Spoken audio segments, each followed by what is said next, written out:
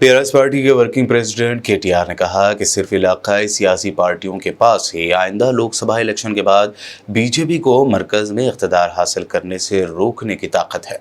KTR ने कहा कि वो कांग्रेस पार्टी के बारे में मगरबी बंगाल की सीएम और ममता बनर्जी के रिमार्क से मुत्तफिक हैं कि अगर कांग्रेस पार्टी के पास पैसा है तो उसे वाराणसी में इलेक्शन लड़ना चाहिए और जीतना चाहिए, और कांग्रेस के पास अपनी इमेज बरकरार रखने का कोई मौका नहीं। कांग्रेस पार्टी का ही रवैया है जिसकी वजह से इंडिया अलायंस टूट रहा है। कांग्रेस पार्टी को इस पर गौर करने की जरूरत है।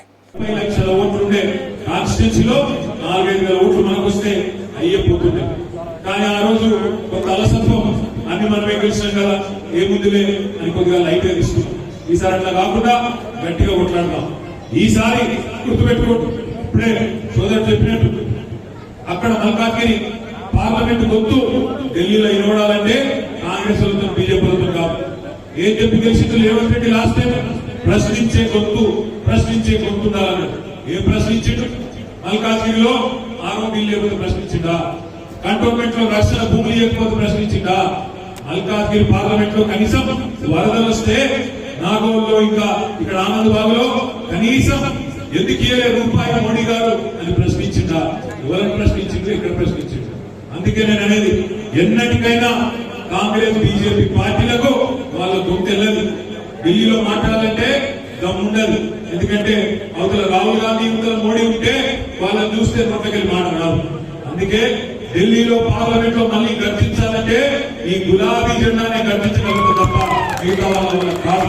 ఎందుకంటే మనకు భాషలు ఇక్కడ ఉన్నారు, వాళ్ళ భాషలేమో ఢిల్లీలో గుజరాత్ లో ఉన్నారు.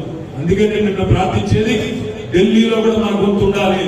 ఢిల్లీలో కూడా గులాబీ జెండా ఎగిరితేనే తెలంగాణ రాష్ట్ర ప్రయోజనాలను పరిరక్షించే, తెలంగాణ అస్తిత్వాన్ని పరిరక్షించే ఒక గులాబీ పతాకం అక్కడ ఎగిరితేనే మన ఎంపీలు పార్లమెంట్ లో ఉంటేనే మన రాష్ట్రానికి లాభం అవుతుంది, మనందరికీ మన ప్రజలకు లాభం అవుతుంది.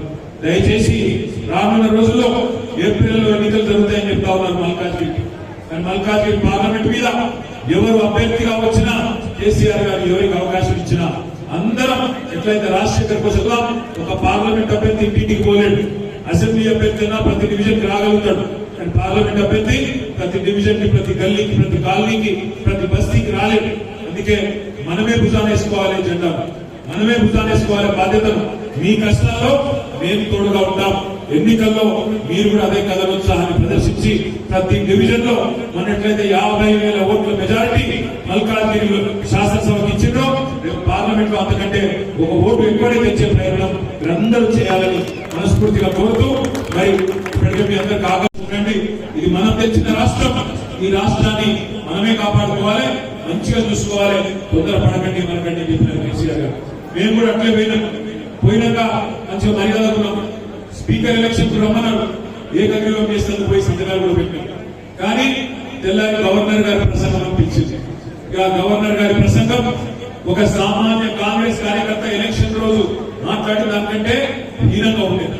అందుకే విధి లేని పరిస్థితుల్లో ఎదురుదాడికి దిగాం. వాళ్ళు ఒక మాట అంటే మేము కూడా సమాధానం చెప్పాం. అసెంబ్లీ చూసి అక్కడంతా చూసిండ్రా? చూడలేదా? బాగా సమాధానం చెప్పామా? ఇంకా చెప్పింది కదా, ఒకటే మాట అనేది. మరి కేసీఆర్ గారు తయారు చేసిన 2-3 సైనికులు మాట్లాడితేనే, 2-3 సైనికులు దాడి చేస్తేనే ఆయన పోయి చెప్పుకుంటున్నాడు ముఖ్యమంత్రి, నేను కృషి చదువుకోలేదు, ఇంకా ఏం చూసుకోలేదు, ఆ చెప్ప ఈ చెప్ప వాయిస్తున్నారు ఇప్పుడే అని చెప్తున్నాడు. మరి కేసీఆర్ గారు అడ్డుపెట్టిన అసెంబ్లీలో ఎట్లా ఉంటుంది? నేను మీ అందరినీ ప్రార్థించేది ఒకటి, ఈ సంవత్సరం ఎన్నికల సంవత్సరం. పార్లమెంట్ ఎన్నికలు ఇదే సంవత్సరం ఉన్నాయి, పంచాయతీ ఎన్నికలు ఇదే సంవత్సరం ఉన్నాయి, మున్సిపల్ ఎలక్షన్ ఈ సంవత్సరమే ఉన్నాయి, సొసైటీ ఎలక్షన్ ఈ సంవత్సరమే ఉన్నాయి, జిల్లా పరిషత్ ఎన్నికలు కూడా ఇదే సంవత్సరం ఉన్నాయి. మనందరం కథనోత్సాహంతో, కొత్త ఉత్సాహంతో ఏదో తగ్గిపోయిందనే బాధ అవసరం లేదు. అధికారంలో లేవు, అది కూడా స్వల్ప తేడాతో కోల్పోయినాం. 1.85% తేడాతోనే అధికారాన్ని కోల్పోయినాం. కానీ హైదరాబాద్ లో మాత్రం ఎక్కడ చూసినా కార్పొరేటర్లైనా, ఎమ్మెల్యేలైనా అందరూ మన వాళ్ళే ఉన్నారు. రేపు ఎంపీ కూడా మల్కాజ్గిరిలో మన వాళ్ళే గెలవాలా? మొన్న లాస్ట్ టైం రాజశేఖర రెడ్డి గారు పోటీ చేశారు.